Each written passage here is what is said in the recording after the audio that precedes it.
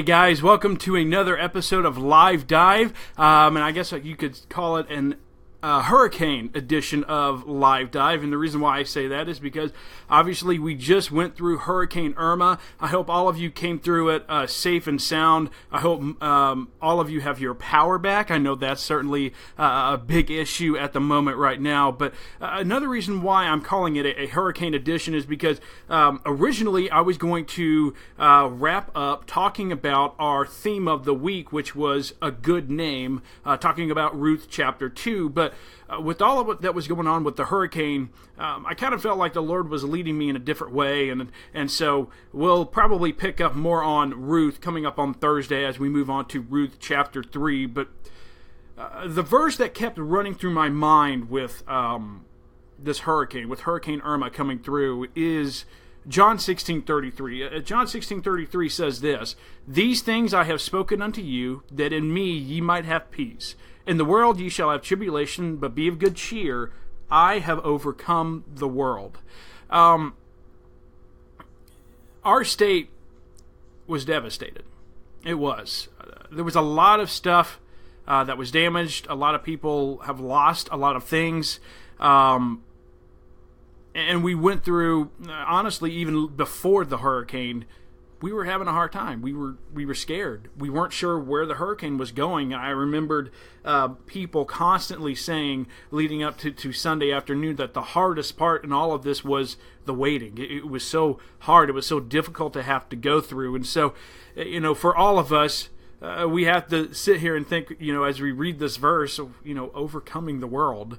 Why did Jesus say, "I have overcome the world"? Why would he say that to us? Honestly, I was thinking of this. The disciples, when they heard Christ say this to them, they were probably thinking, well, that's great, Christ, Jesus, that you overcame the world, but what about us? What about us? How can we overcome the world? Why would you tell us that you've overcome the world? And I'll tell you why. Because in 1 John chapter 4, verse 4, 1 John chapter 4, verse 4, it says this: "Ye are of God, little children, and have overcome them, because greater is he that is in you than he that is in the world." In other words, what Jesus is saying is this: is that if you're a Christian, because he has overcome the world, and because he is in you, that means you can overcome the world too.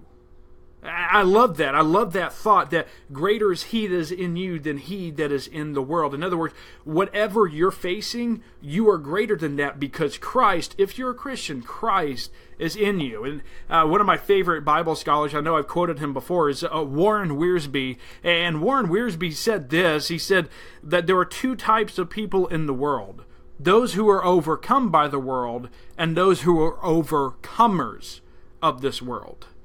And I was thinking, as Christians today, we should be in that latter group. We should be overcomers of the world, not overcome by the world.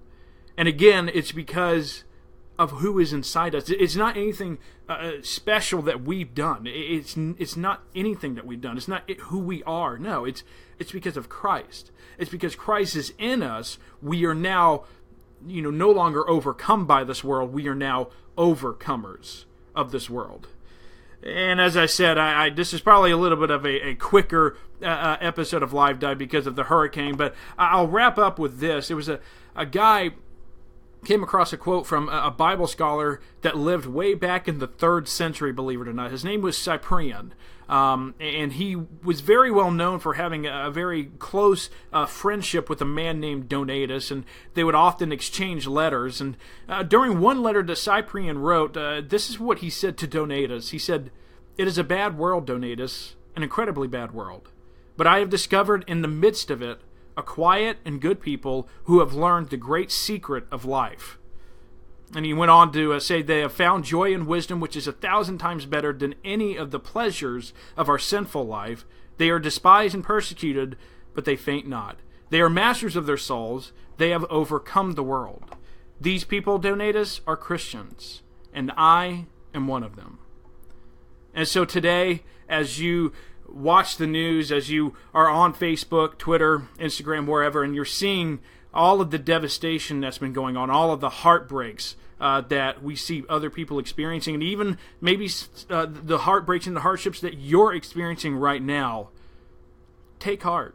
Look at John 16:33 when Christ says that he has overcome the world. And then take heart because he has overcome the world, that means you have overcome the world. You are now an overcomer in Christ. And I couldn't help but think that Hurricane Irma was a good reminder that all of us here are overcomers in Christ. Anyway, thanks so much, guys. Please stay safe. Hopefully, like I said, you have electricity, but I'll be praying for all of you. And anyway, hope to see you guys tomorrow, and also stay tuned on Thursday for our very next edition of Live Dive. Thanks so much, guys. Have a good night.